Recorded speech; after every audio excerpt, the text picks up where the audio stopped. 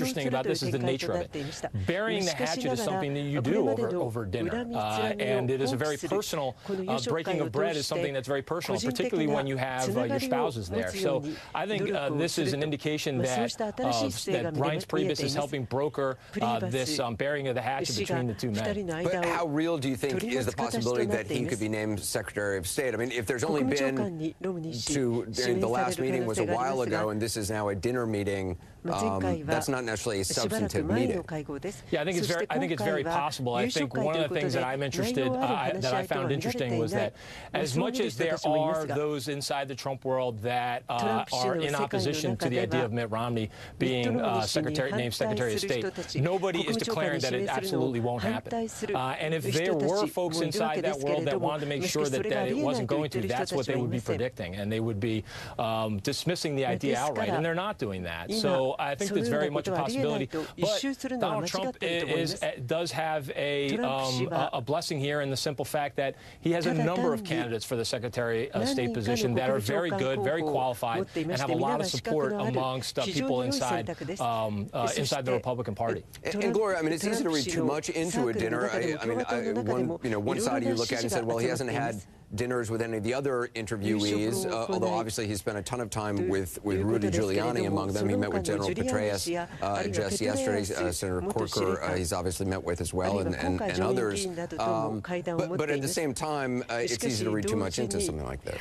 Well, look, I think this is high profile, and they know it. And inviting Mitt Romney back for dinner, I was told by a source in the transition, is meaningful. That was the word that my source used. And I think if you're looking at this, it is meaningful. These men could not be more different.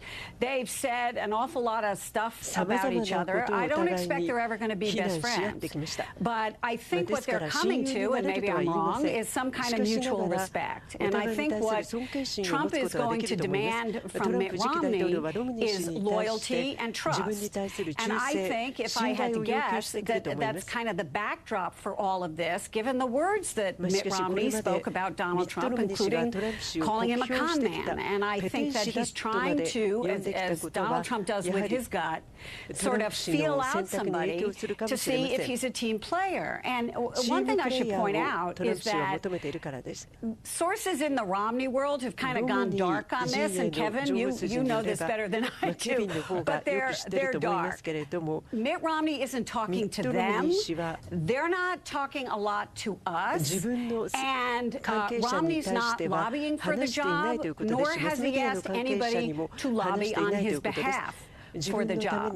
So if he gets it, it's clear to me that he wants the job, or he wouldn't be having dinner there tonight. If he gets it, great. If he doesn't get it, he'll go back to his life. Kirsten, even if he's not the pick, it does help Donald Trump to not only have a relationship with Mitt Romney, but to be seen to be consulting him. Yeah, no, I think that this is we don't really know what Donald Trump is up to here. We don't know how serious he is about Romney, or if he's just doing this to make it very clear that not only did he win, but now the person who was tearing him down is basically coming and, sort of being a supplicant, is basically like, bending to his will. And that makes Donald Trump, probably makes him very happy, and it makes him look strong. And it very easily could be what he's doing, or he could be serious about it. We don't really know. As Gloria said, the Romney people have been incredibly quiet, aren't really saying very much, and so we don't really know what Mitt Romney's thinking.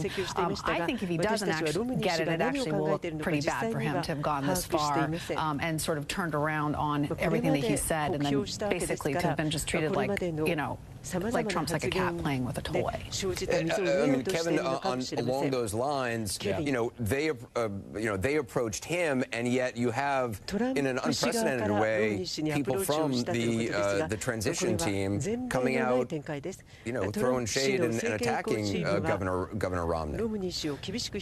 That's right, and they were an unconventional campaign that was very successful, and I expect they're going to be an unconventional transition. I hope they're successful, and an unconventional presidency.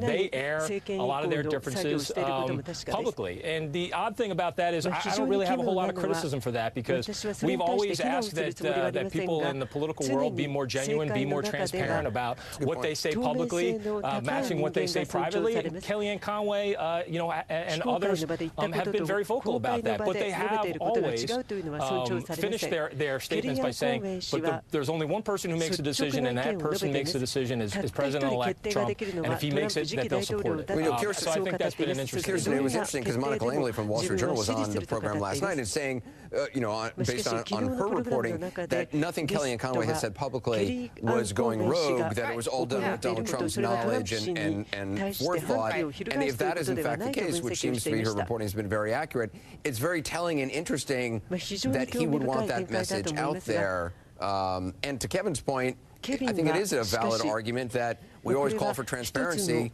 The airing of differences certainly is transparent. I think that's true, but I do think that there is an element of, is this a very nice way to treat somebody who you're considering for, a very high post in your administration? And just the public nature of this is very interesting. I mean, the fact that, Jim Acosta got a tip-off that he was able to go there and see this. They're doing it in public. I mean, I would have expected it to be in a private room. It's very clear that Trump wants everyone to see this, right? And so, sorry, go ahead, Gloria. No, it's a reality show. I mean, he does want all of us to see it, and Mitt Romney's a big boy. If he didn't want to go, he didn't have to go. But it also adds to the drama, it adds to the conversation, and Donald Trump loves that, likes that. I mean, that is something he's... We should also point out just a few moments ago, Gloria Carrier, which is the big air conditioning manufacturer, sent a tweet, and I want to read it. It says, quote, "We are pleased to have reached a deal with President-elect Trump and Vice President-elect Pence to keep close to 1,000 jobs in Indy. More details soon." That decision, they had a decision to move jobs to Mexico. It was a big talking point for Donald Trump on the campaign trail. He was very critical of it. This is obviously something which, they were negotiating, and it's a big win for him, no matter how you slice it. Sure, and we don't know the details of the deal or the conversations, but I would have to guess that what Donald Trump and Mike Pence were talking about is easing regulations, changing up the tax code to make it more beneficial for Carrier to keep its plant in the United States, and that also that perhaps Donald Trump wouldn't impose heavy tariffs on companies like Carrier in the future who did decide to move some jobs over there. I don't know exactly what was part of it, but I guarantee you something like this is going to be part of Donald Trump's economic plan, which would be more favorable to business, and then keep companies like Carrier here. It's a big win for Donald Trump. I mean, he promised this in the campaign. He's not even in office, and he worked to get it done. And the other day, I think he tweeted about it, saying they're very close. Right. He tweeted on Thanksgiving saying, even on Thanksgiving, we're working on this. There are carrots and there are sticks. We don't know which was used in this or some combination thereof. Everyone, thank you. Much more ahead. The president-elect thinks people who burn the American flag should lose their citizenship or be thrown in jail. We'll get into the constitutional issues that raises, and also the reason why he decided to start tweeting about that this morning. Why has he been doing that in the first place? Is it to distract from other issues? We'll look at that.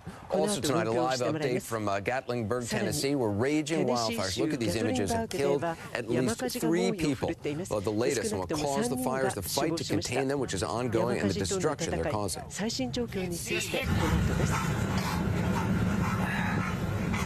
Oh, God, that was a beautiful cabin, too. Burn me up. Hit gas.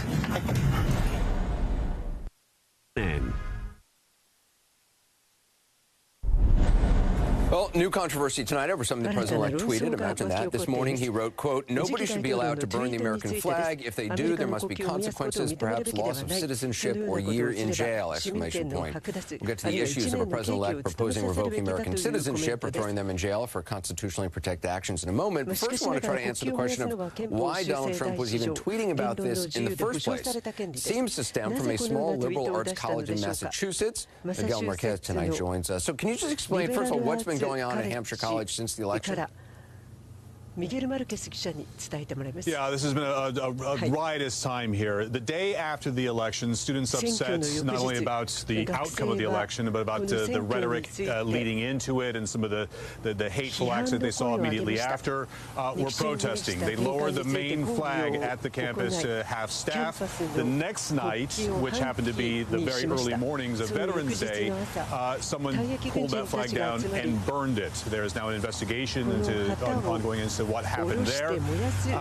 A week later, the Board of Trustees and the college president decided to take the flag down because the protests weren't stopping, and they said this in a statement. They wanted to